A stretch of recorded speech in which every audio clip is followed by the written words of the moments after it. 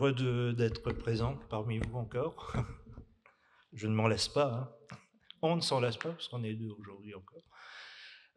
Bonjour de l'église de Vernon aussi, pasteur Sipa, que tout le monde, je ne sais pas si tout le monde le connaît, mais en tout cas, une grande partie le connaît. Si vous permettez, je vais prier avant de commencer. Seigneur, nous te bénissons, nous te louons. Merci pour tous ces chants que nous avons entendus. Merci pour toutes ces merveilleuses paroles, Seigneur, qui nous font du bien. Merci pour le témoignage qui nous permet aussi de voir l'œuvre que tu fais dans un cœur, dans le cœur d'une personne qui ne te connaissait pas. Comme nous tous, Seigneur, ici, nous ne te connaissions pas et pourtant tu as fait de nous des fils. Des fils. Seigneur, maintenant nous sommes co-héritiers avec Christ et nous, Seigneur, nous te remercions vraiment de tout notre cœur. Merci parce que nous sommes des miracles, chacun d'entre nous. Seigneur, et fait que nous puissions avoir dans le cœur d'aller porter ta parole dans ce monde qui se perd, dans ce monde si dur, si violent. Seigneur, nous te bénissons parce que tu nous donnes cette capacité, tu as mis l'Esprit en nous pour que nous puissions, Seigneur, avoir, oui, tu as dit dans ta parole, ce n'est pas un esprit de timidité, mais un esprit de force, de sagesse, Seigneur, que nous avons. Et Seigneur, donne-nous d'aller dans ce monde, de présenter ta parole, Seigneur, et que ta parole, Seigneur, bouleverse les cœurs en ton nom, Jésus. Amen.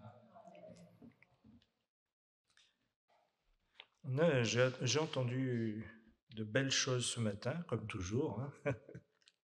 Je retenais j'aime bien écrire ce que j'entends dans les chants.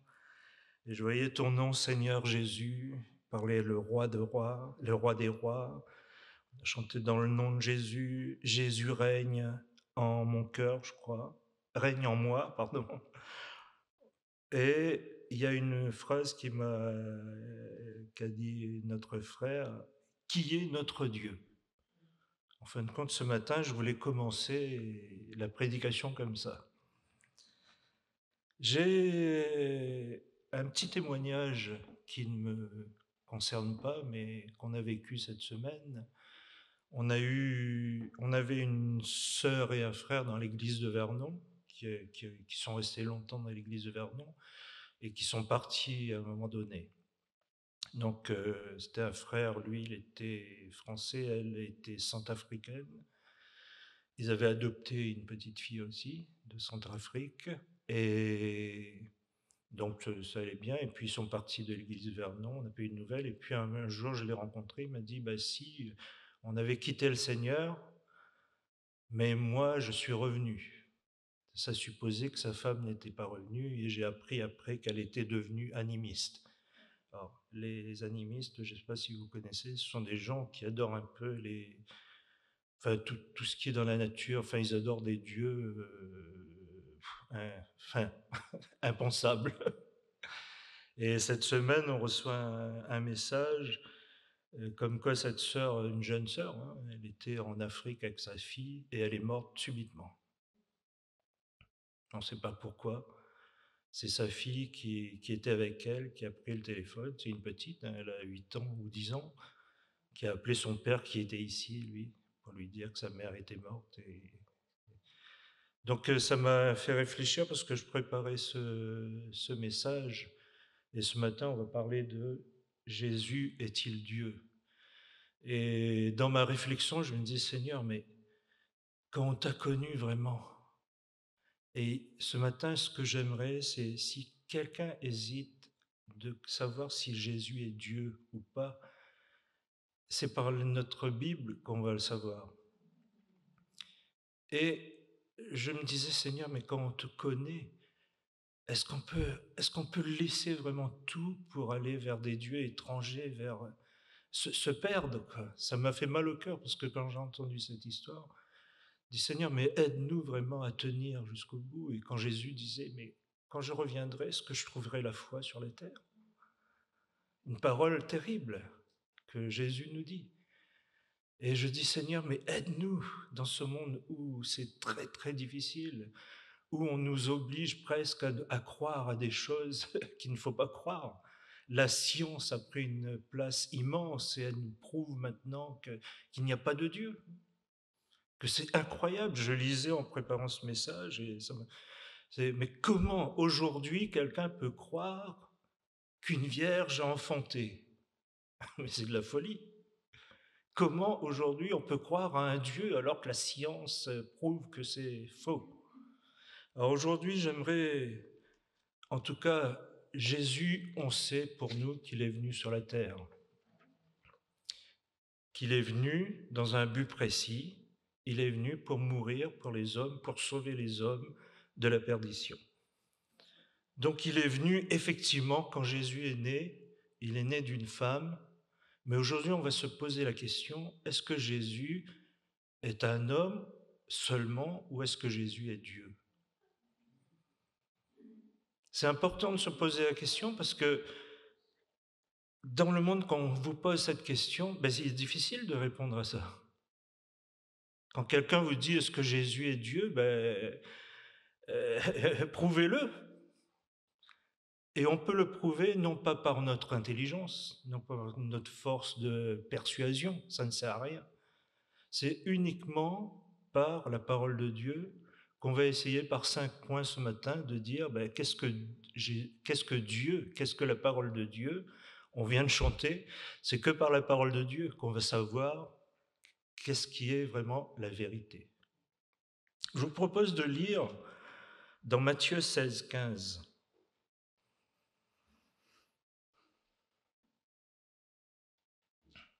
À partir du verset 13, si je n'ai pas mes binocles.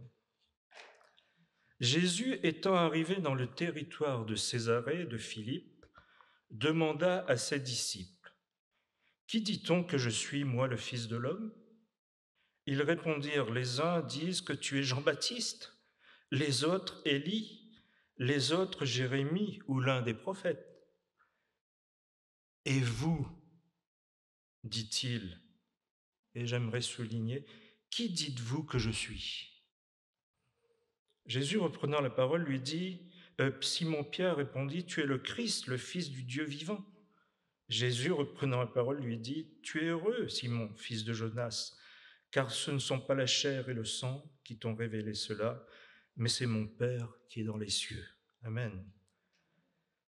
Alors, il y a une question ce matin. Et vous, qui dites-vous que je suis? Ça nous paraît évident maintenant pour nous de répondre à ça, parce que c'est écrit, on sait ce que les apôtres ont dit, mais à cette époque, si on nous demandait à nous, et toi Jean-Yves, je suis qui? Si Jésus me demandait ça, qu'est-ce que j'aurais pu lui répondre? En fin de compte, en 2024, on nous pose la même question, et Jésus, mais c'est qui? En fin de compte, la parole de Dieu va nous éclairer. Est-ce que c'est un homme seulement plein de bonté, comme beaucoup le voient? Est-ce que c'est un homme rempli de spiritualité, seulement?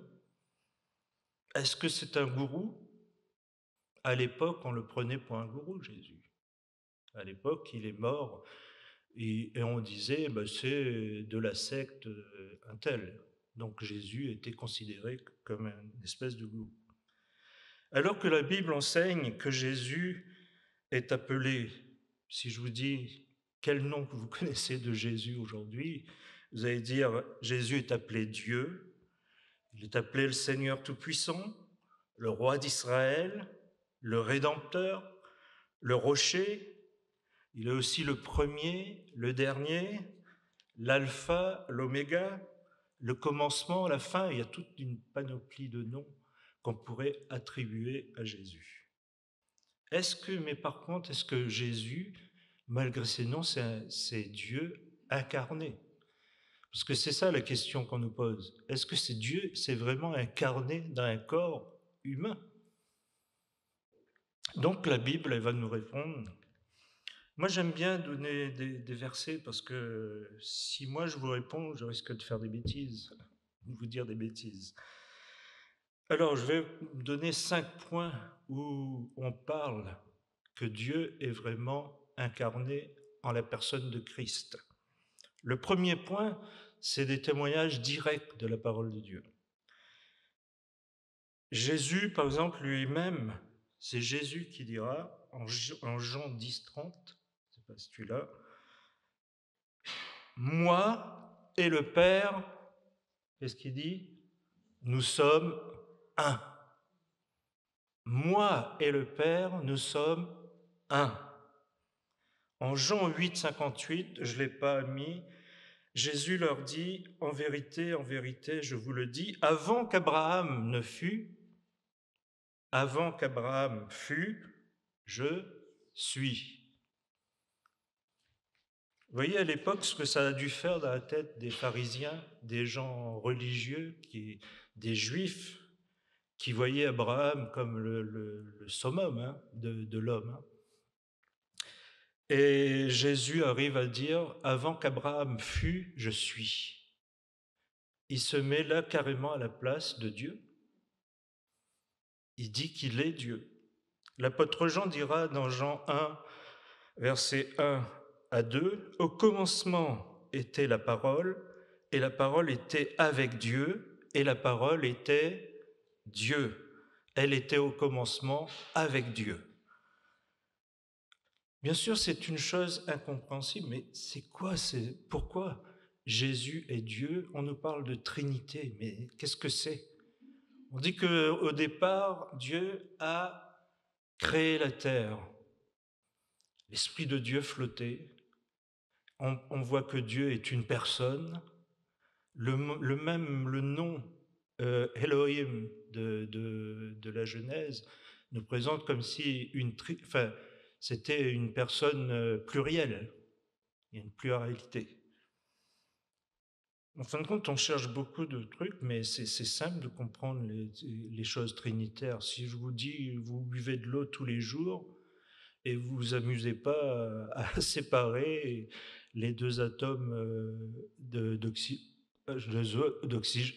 d'hydrogène et d'oxygène. Enfin, il y a 3 atomes. Vous vous amusez pas à les séparer. Ils sont entières. Ça forme de l'eau, on la boit, on la trouve très bonne, ça nous sauve la vie sur Terre, mais on ne s'amuse pas à dire, si on les sépare. La Trinité, c'est la même chose, on ne peut pas séparer ce qui est trinitaire. L'apôtre Paul dira, lui, en Colossiens 2, 9, « Car en lui, c'est-à-dire en Jésus, il parle de Jésus, car en lui habite corporellement toute la plénitude de la divinité. » Car en lui habite corporellement toute la plénitude de la divinité.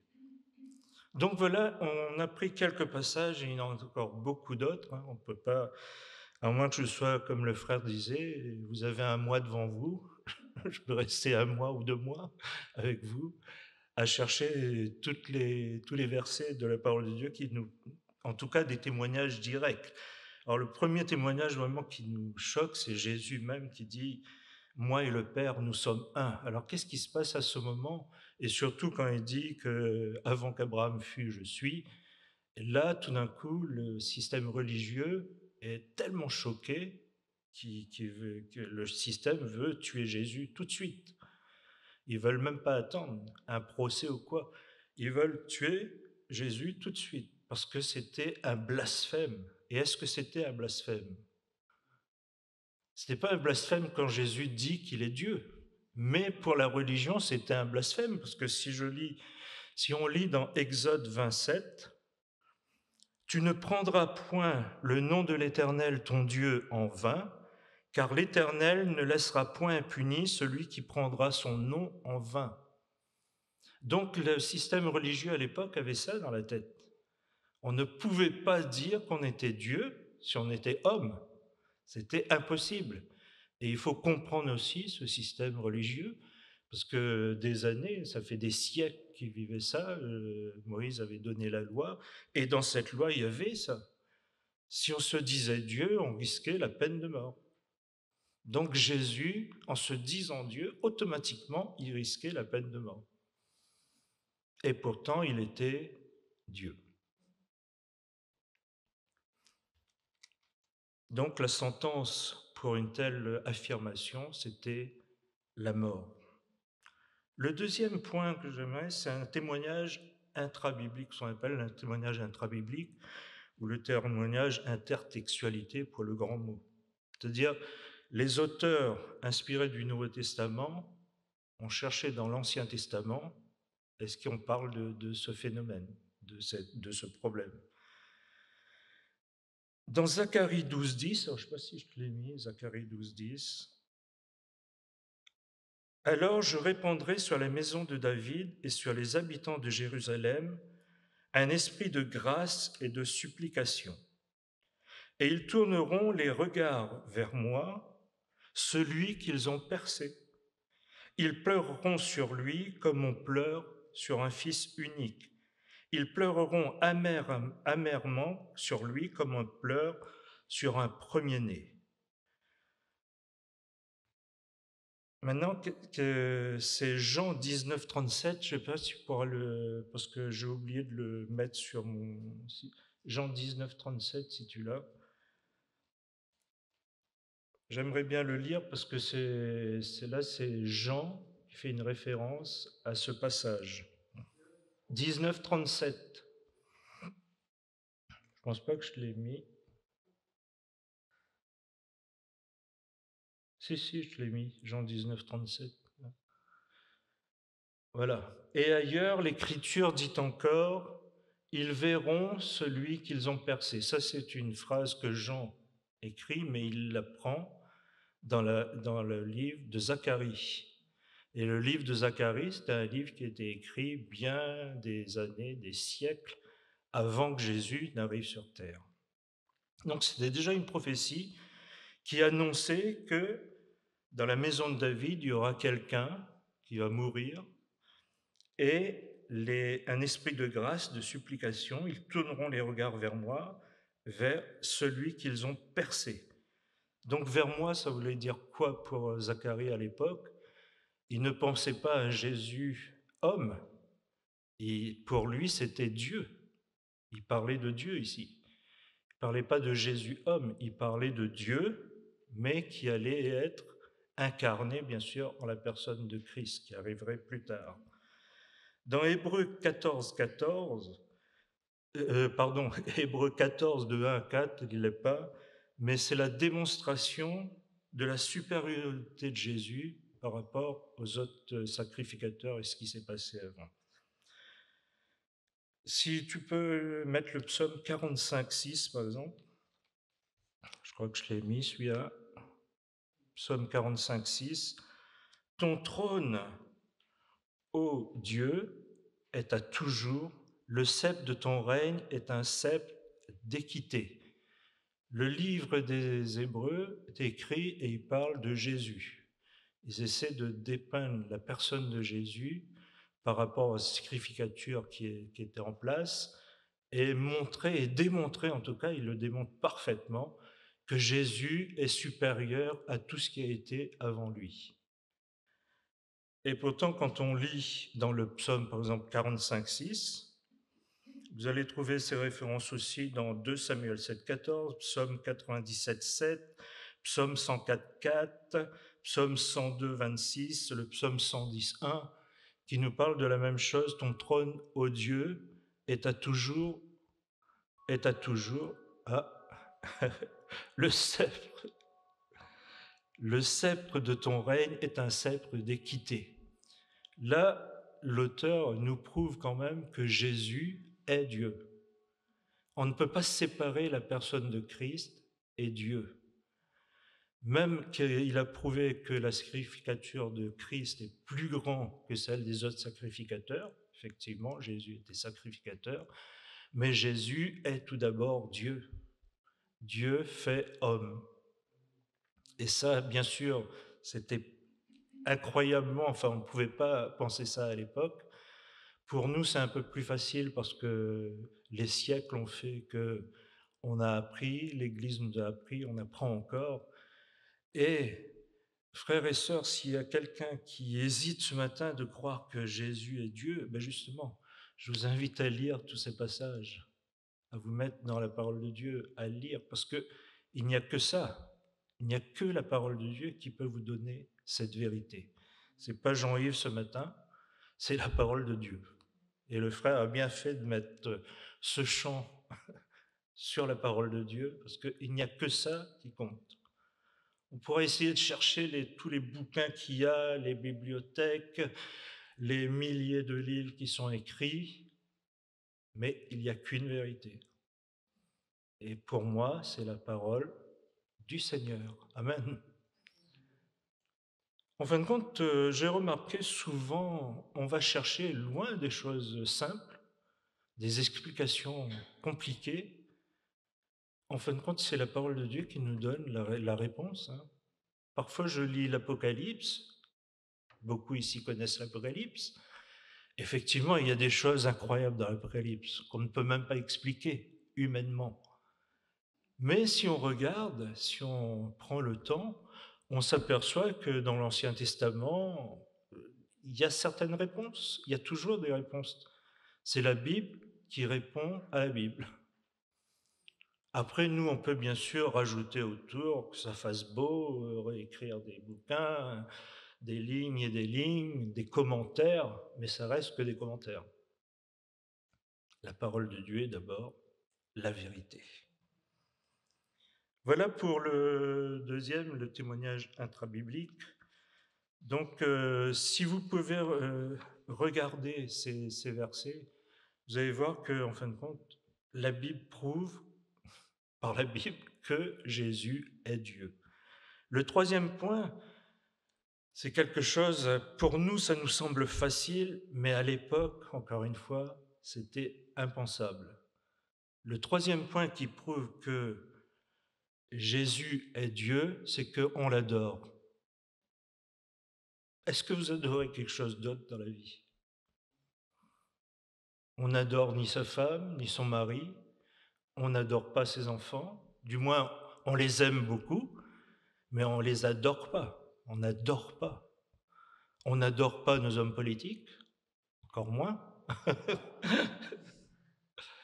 On les apprécie tout au plus, mais le fait que on n'adore que le Dieu, qu'un Dieu.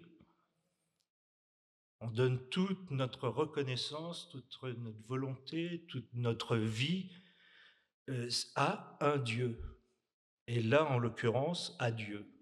Et le fait de pardonner, que Jésus pardonne les péchés, c'est quelque chose de... Parce qu'on adore Jésus, parce qu'il nous pardonne, parce que Dieu nous met dans une position où on peut le faire. On ne peut pas le faire. Vous voyez, le frère, tant qu'il n'était pas converti, ben, il ne pouvait pas adorer Dieu.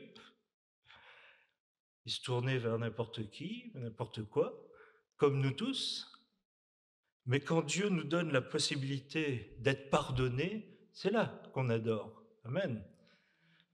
Et dans la Bible, je n'ai pas vu un homme adorer un autre homme à part Jésus. On peut adorer des dieux, des faux dieux, mais dans le Nouveau Testament, par exemple, on ne verra pas un apôtre adorer autre personne que Jésus, que Dieu. Donc la preuve pour les disciples, la capacité de Jésus à pardonner les péchés se trouve dans Matthieu 9, on va le lire si vous voulez bien, versets 2 à 8. Et voici, on lui amena un paralytique couché sur un lit. Jésus, voyant leur foi, dit au paralytique, « Prends courage, mon enfant, tes péchés te sont pardonnés. » Sur quoi quelques scribes dirent au-dedans d'eux, « Mais cet homme blasphème !» Et Jésus, connaissant leurs pensées, dit, « Pourquoi avez-vous de mauvaises pensées dans vos cœurs ? Car lequel est le plus aisé de dire, « Tes péchés sont pardonnés » ou de dire, « Lève-toi et marche » ? Or, afin que vous sachiez que le Fils de l'homme a sur la terre le pouvoir de pardonner les péchés, lève-toi, dit-il au paralytique, prends ton lit et va dans ta maison. Et il se leva et s'en alla dans sa maison. Quand la foule vit cela, elle fut saisie de crainte et elle glorifia Dieu qui a donné aux hommes un tel pouvoir. Il y a deux épisodes encore dans il y a les scribes, c'est-à-dire la religiosité qui est là, qui est présente, qui va inspecter tous les détails de la vie de Christ. Et là, Jésus arrive un beau jour, un paralytique devant lui. C'est comme si là, il y avait un paralytique qui attend la guérison. Quelqu'un se lève, prie au nom de Jésus pour le paralytique, et quelqu'un dans la salle dit, mais n'importe quoi, tu blasphèmes, tu te fais Dieu là pour prier pour un paralytique. Et à cette époque, le blasphème, c'était la mort immédiate. C'était impensable pour le scribe, pour les pharisiens. Et là, le fait qu'ils regardent Jésus dire « tes péchés sont pardonnés », eh ben, c'était un blasphème pour eux. Parce qu'il n'y avait que Dieu qui pouvait pardonner le péché. Comment lui, Jésus, là, le fils de Marie, fils d'un charpentier, là, qu'est-ce qu'il nous raconte là? Il n'a même pas fait d'école théologique, il connaît rien du tout. Il arrive, là, il veut nous dire qu'il pardonne les péchés. C'était impensable. Et Jésus va aller plus loin, il va leur dire, ben, dans ce cas, lequel est le plus aisé alors?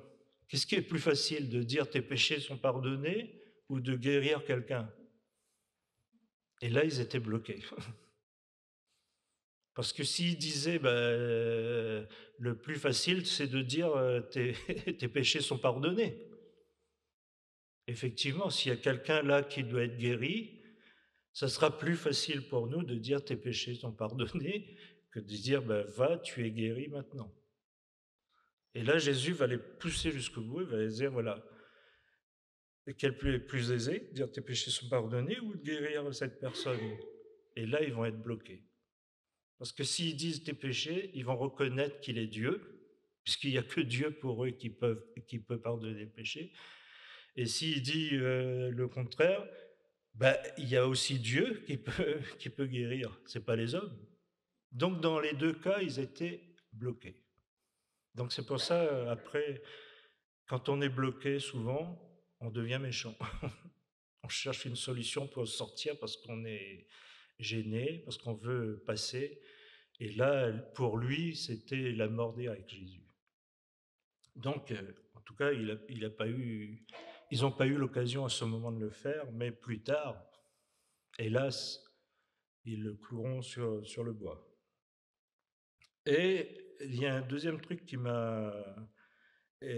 au verset 7, il se leva et s'en alla dans sa maison, le paralytique. Et le prochain verset, 8, quand la foule vit cela, et là, il y a la foule. Est-ce que la foule, elle est comme elle est dans la même sphère de spiritualité que les scribes, les pharisiens? Non.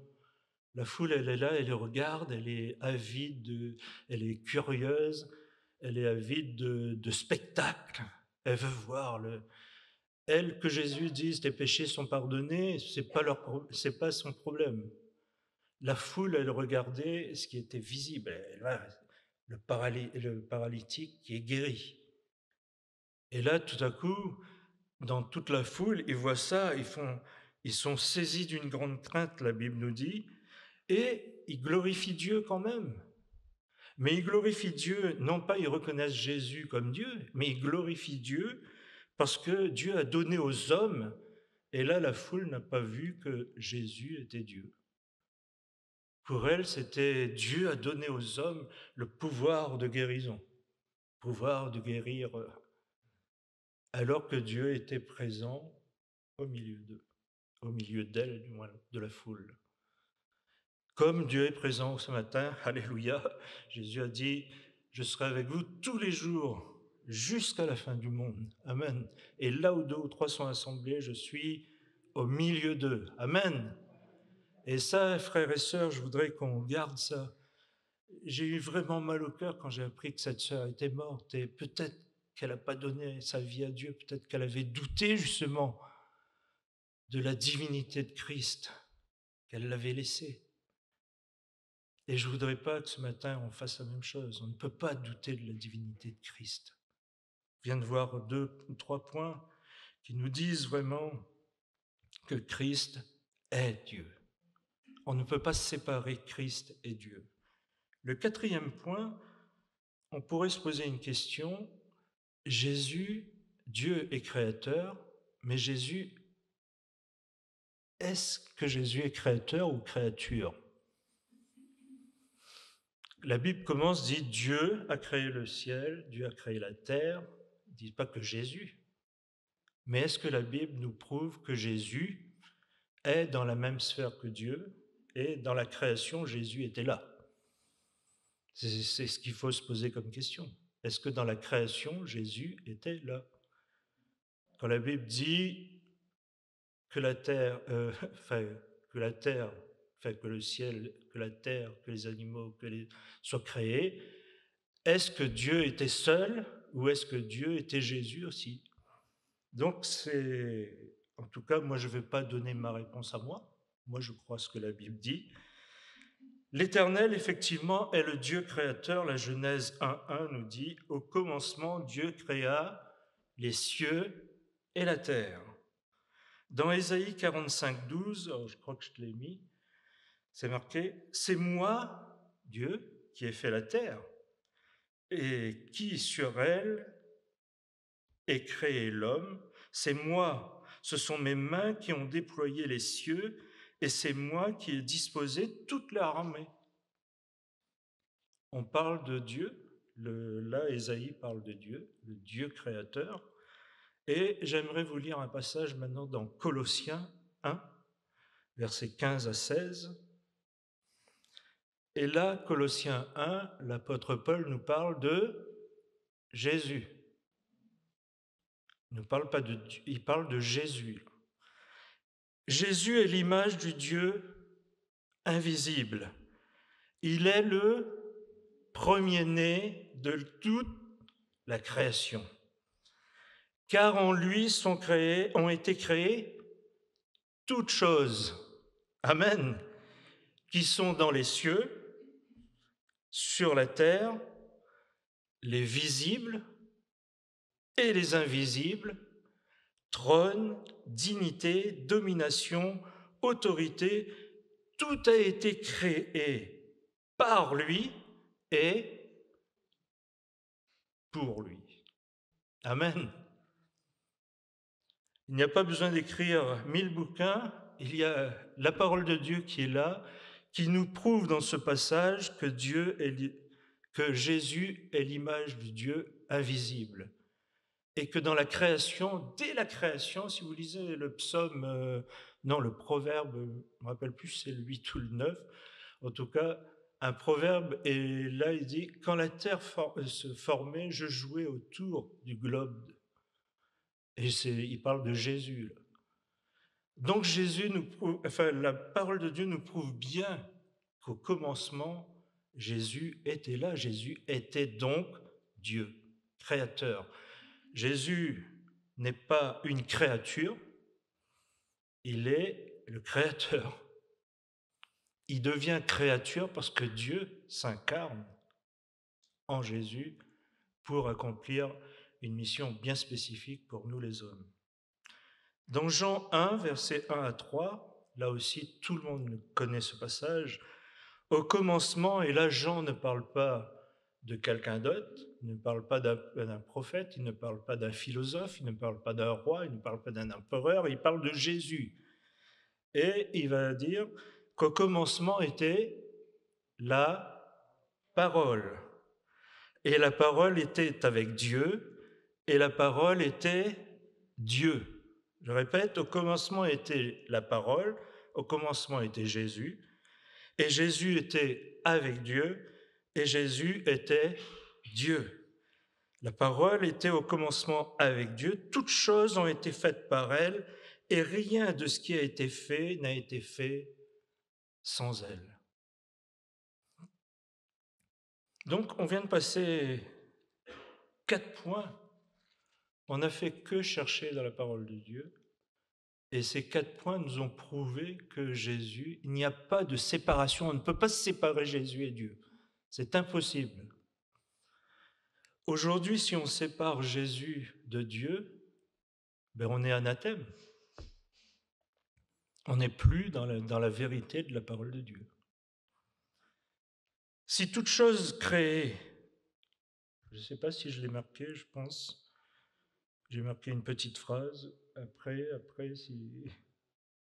mais c'est pas grave, je vais la lire. Si toutes les choses créées le sont par Christ, ça c'est une petite conclusion de ce qu'on vient de lire, c'est que Christ lui-même donc n'est pas une créature. On est d'accord là-dessus? Et si Christ n'est pas une créature, c'est donc qu'il ne peut être que Dieu. Je répète, si toutes les choses créées le sont par Christ, c'est que Christ lui-même n'est pas une créature. Et si Christ n'est pas une créature, il ne peut être que Dieu. Donc la Bible nous prouve par A plus B que Christ est Dieu et qu'on ne pourra jamais séparer les entités Christ. On n'a pas parlé du Saint-Esprit aujourd'hui, mais on ne peut pas séparer Dieu, Christ, Saint-Esprit. C'est impossible. Aujourd'hui, si vous séparez les éléments de l'eau, qu'est-ce que ça ferait? Ça ferait des choses terribles. Vous aurez de l'hydrogène d'un côté, de l'oxygène d'un côté, des choses qui sont très dangereuses, quand elles ne sont pas, enfin, du moins dans le même osmose qu'un atome, enfin, que de l'eau, quoi. Et le cinquième point que je voulais voir, et là je vais revenir, tout à l'heure on a parlé de l'adoration parce que Christ pardonne le péché, mais là on va voir l'adoration, reçoit l'adoration de ses disciples. Matthieu 2, 11, Jésus vient de naître, là. Vous connaissez la naissance du Christ, hein? Effectivement, Jésus est né d'une vierge. C'est quelque chose que nous, les hommes, on ne pourra jamais comprendre. Et nous, chrétiens, on ne cherche pas à comprendre ça. On le croit. C'est avec la foi. C'est ce qui est différent. Une fois, on me posait ça, mais comment tu peux croire à ça? Ben, c'est la foi. C'est la foi, tout simplement.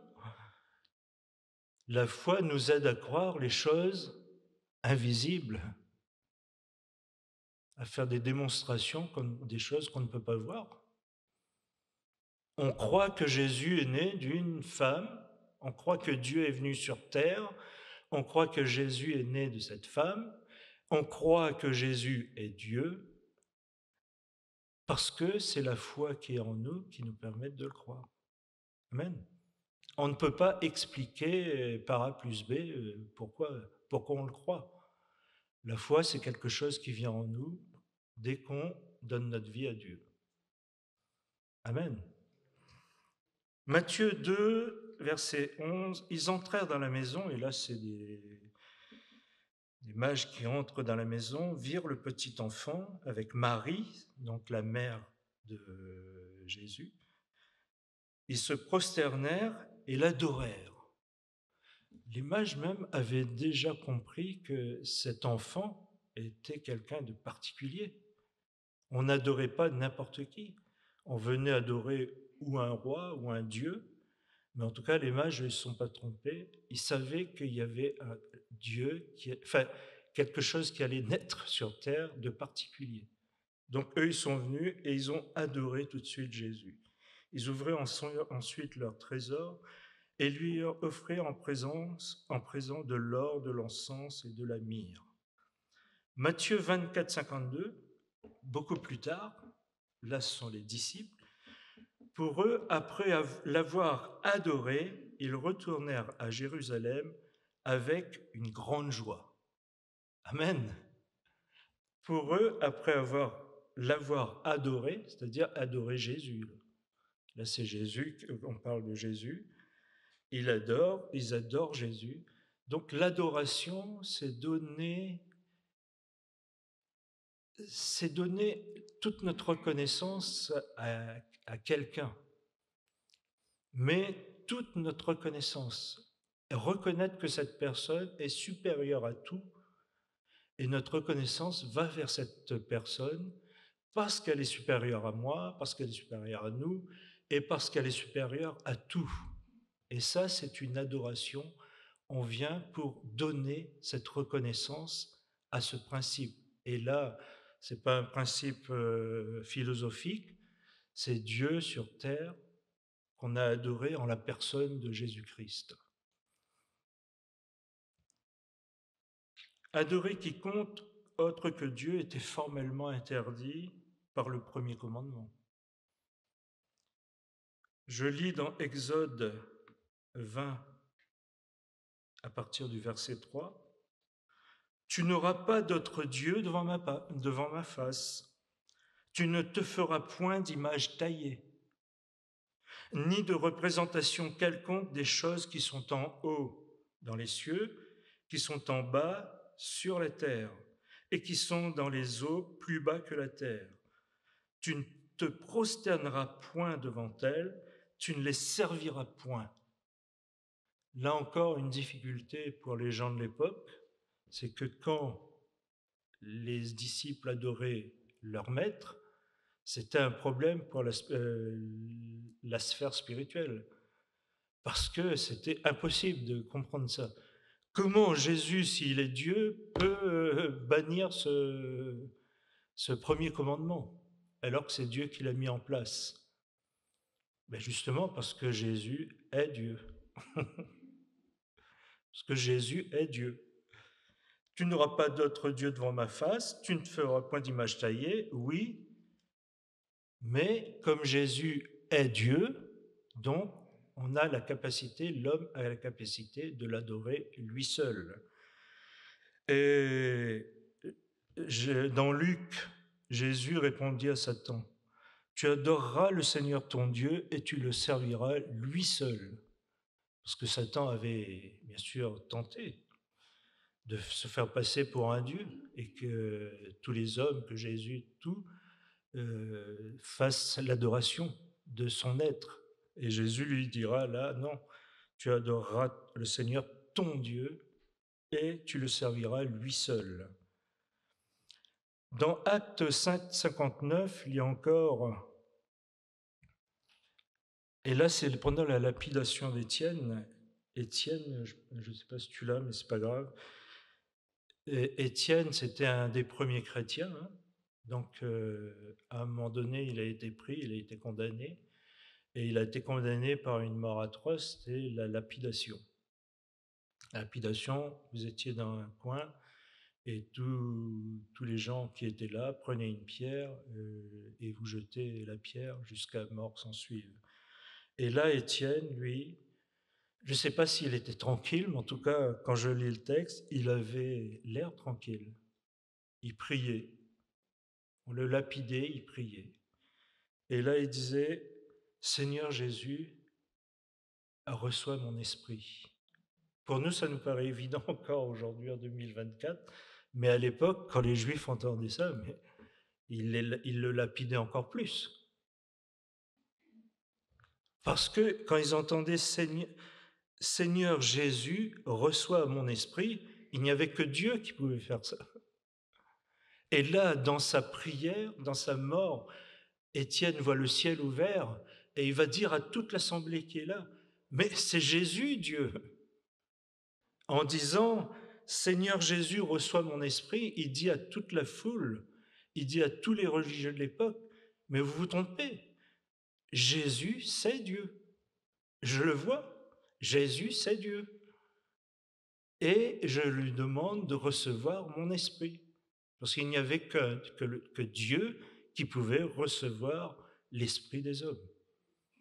Il n'y avait pas d'autre Dieu, il n'y avait pas d'autre homme, il n'y avait pas de principe, il n'y avait que Dieu, en tout cas dans la religion juive. Hein. Du coup, voilà, ils étaient énervés après Étienne aussi, là, parce qu'en disant ça, c'était un blasphème encore. Mais ils n'avaient pas vu la capacité d'Étienne à voir le ciel, à voir le ciel ouvert. Il parlait avec le ciel, et eux, nous sur terre, ben souvent on a les yeux fermés, on regarde les choses, on juge les choses, mais on n'a pas l'esprit ouvert sur le ciel. Et ça, ok, ils ont tué Étienne, mais Étienne, dans sa mort, leur dit, ben écoutez, vous vous trompez, celui que vous avez crucifié, c'était Dieu. c'était Dieu. Et il s'est éteint et Dieu l'a accueilli. Amen. Donc voilà, en 5 points, je ne sais pas si j'ai parlé beaucoup là. Je voudrais juste terminer par une petite phrase. Il fallait que Jésus soit Dieu pour que nous puissions être parfaitement pardonnés. Si Jésus n'était pas Dieu, nous n'aurions pas été pardonnés.